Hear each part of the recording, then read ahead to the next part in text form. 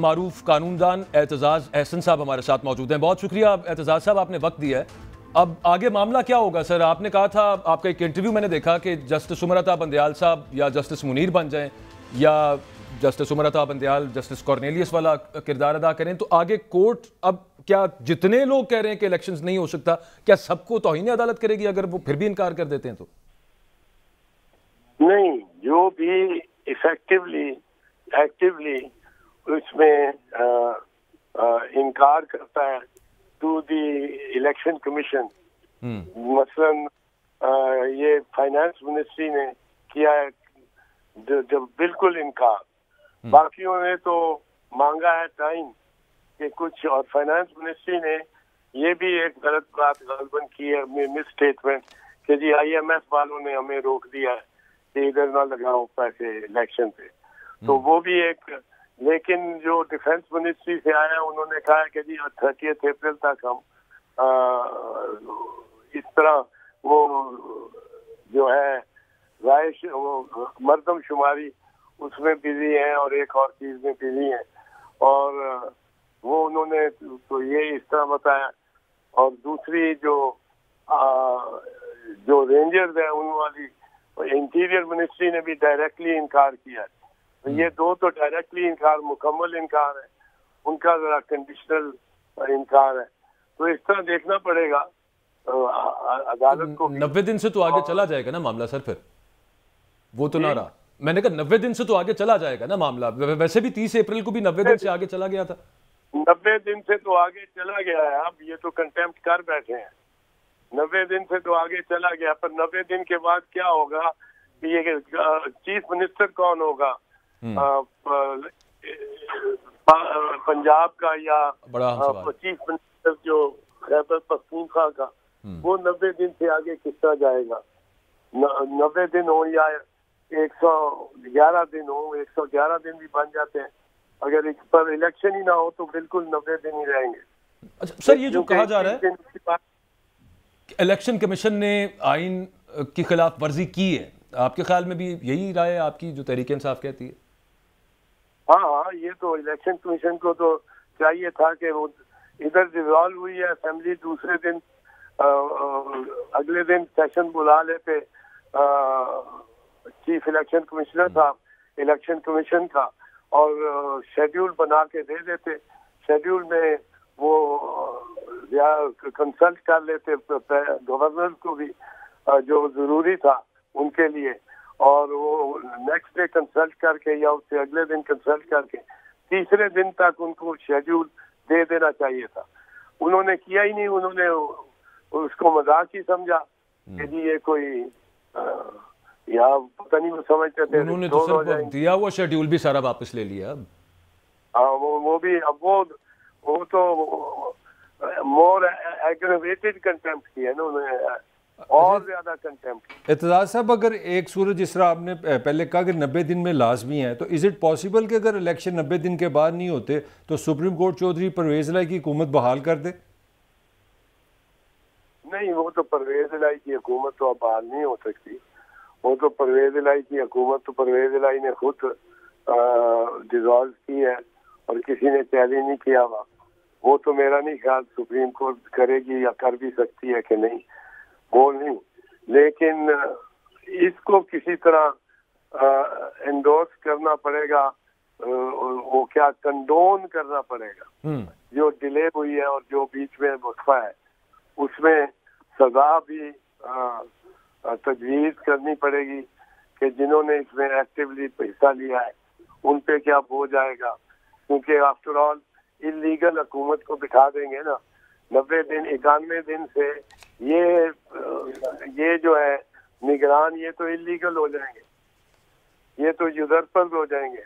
और यूजर्प अगर कोई हाई कॉन्स्टिट्यूशनल ऑफिस को यूजर्प करे, इसी पे तो आर्टिकल 6 लगता है, और किस पे लगता है? लेकिन एतजाज साहब, वो जब 9 मेंबर बेंच था उसमें जस्टिस अतर मुनल्ला साहब ने, if I am not wrong, ये सवाल उठाया था कि ये जो डिसोल्यूशन थी असेंबलीज की, ये कानूनी है कि नहीं, इस नुक्ते पे भी तो बात होनी है।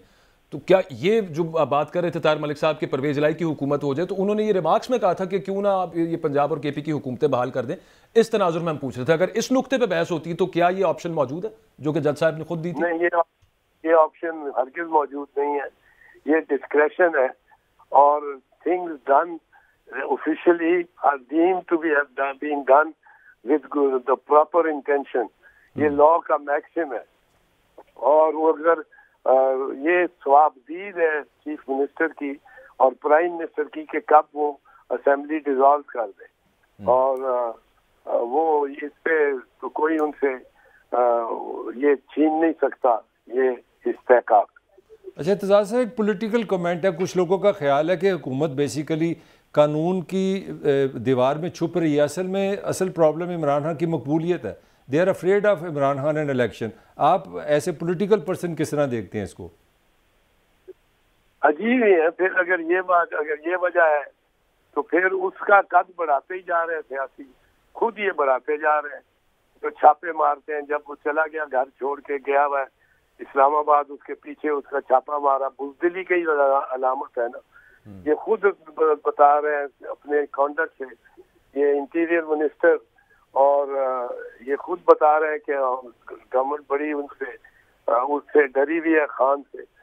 और यही आप देख लेना जिस तरह उन्होंने छापा मारा है उसके घर पे, जब वो 200 मील दूर का घर से। तो ये हाँ जी, वो तो बहुत सारी 500-600 लोग उनके गिरफ्तार हो गए। एक सर मैं वो जनरल बाजवा के इंटरव्यू पे आपका कमेंट लेना चाह रहा हूँ। आज वो शायद मैतला साहब ने जो किया है उस पर उनका दूसरा पार्ट आज हुआ है। मैं ये नहीं कहूँगा कि आप इस पर कमेंट करें, if you choose to comment, लेकिन जनरल बाजवा इस तरह की स्टेटमेंट्स अगर उनकी तरफ से आ रही हैं तो इनको हम क्या समझें? मैं तो समझता हूँ बंदयाल बड़ा करेज वाला बंदा है, बड़ा मतलब है निडर सा आदमी है और मैं इसको जानता हूँ, वैसे जेंटलमैन है, बड़ा इन्हें। असल में वो कहते हैं ना कि वो जो 63A वाला फैसला था पंजाब असेंबली वाला, हमजा शहबाज और परवेज इलाही वाला, उसके हवाले से सवाल हुआ। यार बाजवा साहब तो आप पता नहीं क्या उनको क्या क्या बातें कर रहे हैं, जो उनके दिल में आती है, जिसको चाहते हैं वो तो आप मतलब है कि उनको जुदाई अपने वर्दी से और दफ्तर से वो ही कुछ लाभ हुआ है, उनको तकलीफ है। उनकी बातों को अब मेरा ख्याल है सीरियसली नहीं ज्यादा लेना चाहिए। वैसे उनको बोलना चाहिए एतजाज साहब, 2 साल का जो बार होता है उसमें टेक्निकली ये भी नहीं आता कि इंटरव्यूज ना दे रहे हैं वो साबिक चीफ ऑफ आर्मी स्टाफ। और सियासत में हिस्सा लेने की प्रॉब्लम नहीं होती। अच्छा, और वो होती है कि कोई पॉलिटिकल ऑफिस नहीं ले सकते हो।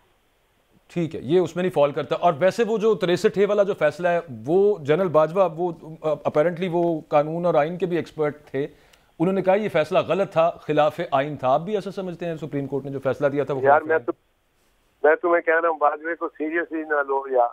चले नहीं, अब वो उसको दिल में जलन है। सर उनको पता है ना, उनको बड़े सारे लोगों के साथ इन कॉन्ट्रैक्ट क्या समझते हैं पाकिस्तान में एक ओवरऑल एक क्वेश्चन बना हुआ है पूरा पाकिस्तान में, वेयर आर वी गोइंग?